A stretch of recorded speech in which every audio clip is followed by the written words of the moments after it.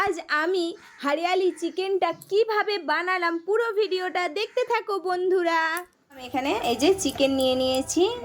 এই যে পিসগুলো দেখো একদম বেশ বড় বড়ই পিস আছে। 600 মতন মাংস আমি এখানে নিয়েছি। তো তার জন্য এই যে দেখো আমি এখানে পেঁয়াজ কুচি নিয়েছি, একটা টমেটোকে আমি 4 টুকরো করে নিয়েছি, গোটা গরম মশলা নিয়েছি, এখানে হচ্ছে তোমার রসুন বাটা, এতে আছে তোমার ধনে পাতা বাটা, পুদিনা পাতা, আর হচ্ছে কাঁচা লঙ্কা, তার সাথে আদা বাটা। তো আর এখানে হচ্ছে আমি 5-6টা পেঁয়াজ কুচো করে নিয়েছি। তো এরপর আমি এই সমস্তগুলো দিয়ে চিকেনটাকে মাখিয়ে নেবো, দিয়ে আমি কিন্তু আধ ঘন্টা রেখে দেবো। তো চলো চিকেনটা আমি মাখিয়ে নিয়ে তোমাদের সাথে দেখো বন্ধুরা, এই যে আমি সব এখানে দিয়ে দিয়েছি। এবারে ভালো করে আমি একদম হাত দিয়েই মাখিয়ে নিচ্ছি।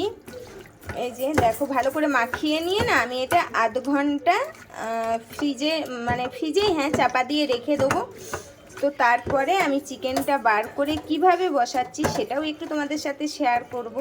তো এখন আমি চিকেনটা ভালো করে একদম, এই যে দেখো আমি একা যেহেতু ভিডিওটা করছি, তো জানি না কতটা কি তোমাদের ভালোভাবে দেখাতে পারছি কি না। তো যাই হোক আমি তাও চেষ্টা করছি। এই যে চিকেনটা দেখো খুব সুন্দরভাবে আমি ম্যাগনেট করে নিচ্ছি, হাত দিয়ে ভালো করে মাখিয়ে নিচ্ছি। এই যে তো এই যে মাখানো হয়ে গেছে। এবার পরে আমি এটা চাপা দিয়ে ফ্রিজে রেখে দেবো আধ ঘন্টা। আধ ঘন্টা পর আমি বার করে চিকেনটা বসাবো। তো আর দেখো আমি এখানে কিন্তু একটা মাখন নিয়ে নিয়েছি, এই মাখনটা আমি নামানোর সময় দিয়ে দেবো। তো চলো এখন আমি চিকেনটা, এই যে মাখানো হয়ে গেছে, সমস্ত কিছু দিয়ে আমি দেখালাম তোমাদেরকে, যা যা বেটে রেখেছিলাম সবটা দিয়ে আমার কিন্তু মাখানো রেডি হয়ে গেছে। তো এটা এখন আমি চাপা দিয়ে রেখে দেবো ফ্রিজে।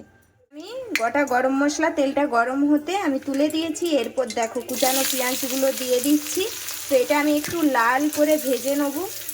আর আমি কিন্তু ফ্রিজ থেকে মাংসটা বার করে নিয়ে চলে এসেছি, আধ ঘন্টা রেখেছিলাম। আমি আধ ঘন্টা পর আবার কিন্তু ফিরে এসেছি তোমাদের সাথে শেয়ার করব বলে। এই যে দেখো আমি এটা একটু ভালো করে নেড়ে দিলাম, লাল হতে টাইম দিচ্ছি। এটা একটু লাল হোক, একটু সামান্য লাল হলে আমি হচ্ছে চিকেনটা দিয়ে দেবো। তো চলো সেটাও তোমাদের সাথে শেয়ার করছি। তো দেখো এই যে পেঁয়াজটা কিন্তু প্রায় লাল লাল হয়ে এসেছে। তো আমি সামান্য একটু, এই দেখো এই হাফ চামচ চিনি দিয়ে দিলাম।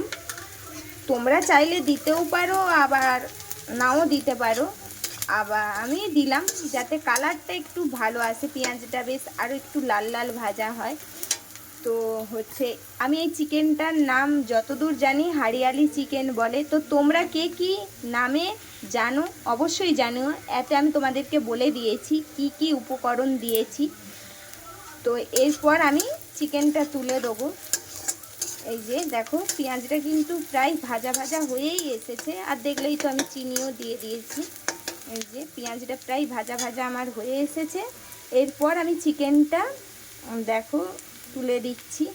আর দেখো পেঁয়াজটা কিন্তু পুরো ভাজা হয়ে গেছে। আমি তার সাথে যে টমেটোটা কুচিয়ে রেখেছিলাম সেটাও কিন্তু এখানে তুলে দিয়েছি। আর এই যে চিকেনটা, এই দেখো এরপর আমি এই দেখো চিকেনটা কি সুন্দরভাবে দেখো মাখানো হয়ে গেছে। আর এটা পুরো আমি আধ ঘন্টা রেখেছিলাম, বার করে নিয়ে এসেছি। এবারে আমি চিকেনটাও কিন্তু কড়ার মধ্যে দিয়ে দেবো। আমি চিকেনটাও দিয়ে দেবো, দিয়ে আমি এই দেখো দিয়ে দিচ্ছি, চিকেনটাও দিয়ে দিলাম চিকেনটা। এবারে একটু নেড়ে নিই ভালো করে, আমি একটু নেড়ে নিই ভালো করে। আমার অসুবিধা হচ্ছে ক্যামেরা ধরে এক হাতে নাড়তে। তো চলো, আর দেখো এই যে চিকেনটা কিন্তু এরপর আমি এই যে চাপা দিয়ে দিলাম, দিয়ে দেখো গ্যাসটা আমি একদম কমিয়ে দিলাম। আর এখন কটা বাজে দেখো, এখন বাজে 9:30। হ্যাঁ আমি কিন্তু চিকেনটা এই মাত্র বসালাম।